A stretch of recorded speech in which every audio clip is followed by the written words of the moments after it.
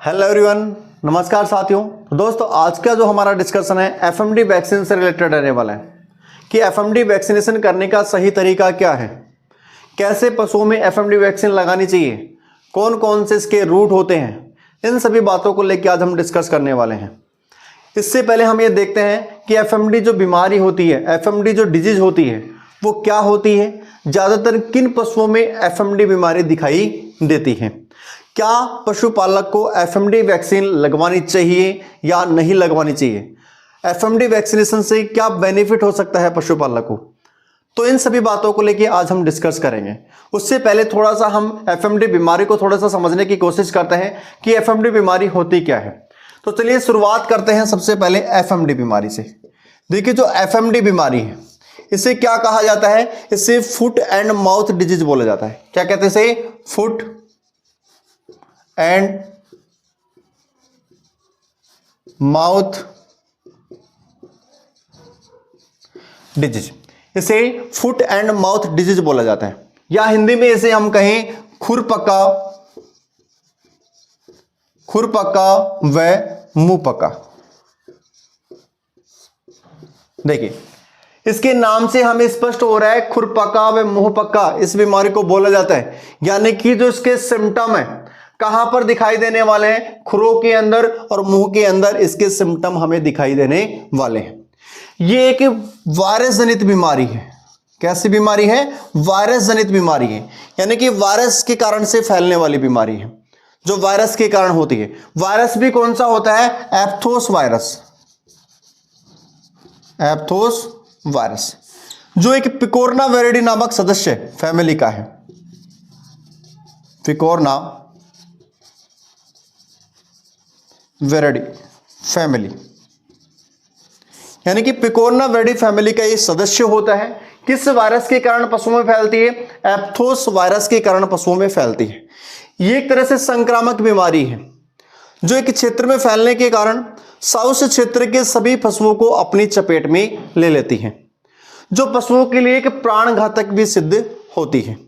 यानी कि इस वैक्सीन को लगवाना पशुपालक के लिए अनिवार्य है, जरूरी है कि इसके जो सिम्टम है क्या क्या दिखाई देते हैं यदि किसी पशु में एफएमडी बीमारी हो जाती है। तो इसके नाम से हमने कहा इसे खुरपक्का व मुंहपक्का भी कहा जाता है। यानी कि सबसे पहले देखिए, खुरपक्का किस लिए कह रहे हैं? यानी कि क्लोवन फुटेड एनिमल, विभाजित खुर वाले जानवर में ये बीमारी ज्यादातर फैलने की संभावना होती है। जैसे हम बात करें गाय, भैंस, भेड़, बकरी या इसके अलावा सुअर, इन सभी जानवरों में ज्यादातर एफएमडी बीमारी फैलने की आशंका होती है। क्या होता है? खुरों के मध्य में छाले हो जाते हैं जिससे पशु को चलने में दिक्कत होती है, लंगड़ापन या हम कहीं लैमनेस हो जाता है। इसके अलावा देखिए, मुंह के अंदर पशु में छाले हो जाते हैं, अधिक लार का श्रावण गिरने लगता है, पशु खाना पीना बंद कर देता है क्योंकि मुंह के अंदर अल्सर हो जाते हैं। ठीक है, ऐसे कुछ लक्षण है इस बीमारी के दौरान हमें पशु को देखने को मिलते हैं। यदि पशुपालक चाहता है कि एफएमडी वैक्सीनेशन उसको करवाना चाहिए, तो क्या है, इन सभी बीमारी से यदि वो बचना चाहता है, पशुपालक अपने पशुओं को इन सभी बीमारी से यदि वो बचाना चाहता है तो उसे एफएमडी वैक्सीनेशन करवाना चाहिए। क्या होता है, फील्ड में जहां तक एफएमडी वैक्सीनेशन करने जाते हैं तो पशुपालक के मन में एक भ्रांति होती है कि मेरा पशु तो गाभिन है, या हम कहें कि मेरा पशु तो दूध देता है। तो कि उसके दिमाग में एक मन में भ्रांति होती है कि वैक्सीनेशन लगाने से उसका दूध कम हो जाएगा, या जो गाभिन पशु है वो अपना बच्चा गिरा देगा, अबॉर्शन होने का खतरा बढ़ जाएगा। तो देखिए, जहां तक बात आती है एफएमडी वैक्सीन की, तो हमारे जो जितने भी साइंटिस्ट हैं उनके द्वारा तैयार किया गया है, उनकी रिसर्च में कहा गया है इसके कोई भी साइड इफेक्ट परिणाम नहीं है।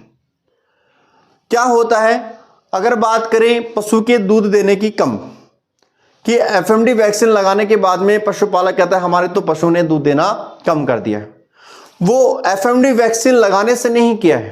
क्या होता है, जब पशु को एफएमडी वैक्सीन लगाई जाती है, जैसे ही इंजेक्शन उसको लगता है तो उसके मन के अंदर जो डर बैठता है पशु के मन में, उसी कारण से 1 या 2 दिन के लिए वो कुछ समय दूध को बंद कर देता है या कम कर देता है।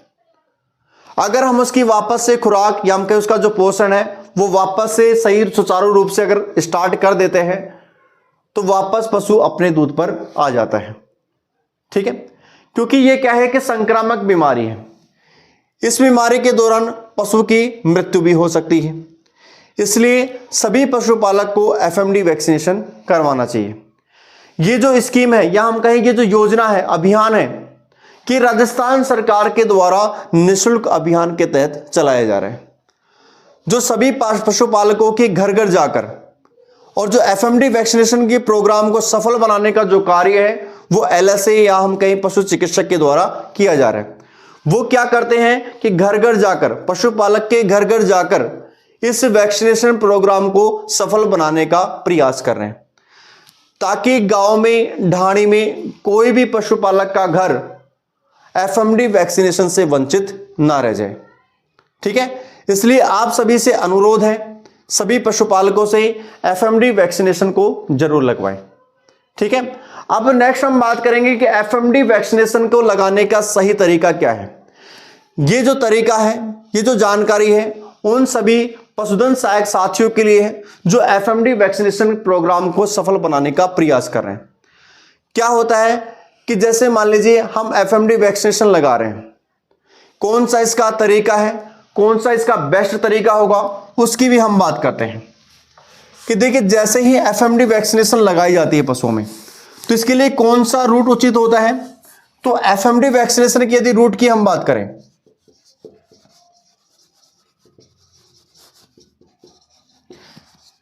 यदि हम रूट की बात करें, कौन से रूट में लगाई जाती है, इंट्रामस्कुलर, यानी कि मांसपेशियों में लगाई जाती है। और कैसे लगाई जाती है, डीप लगाई जाती है।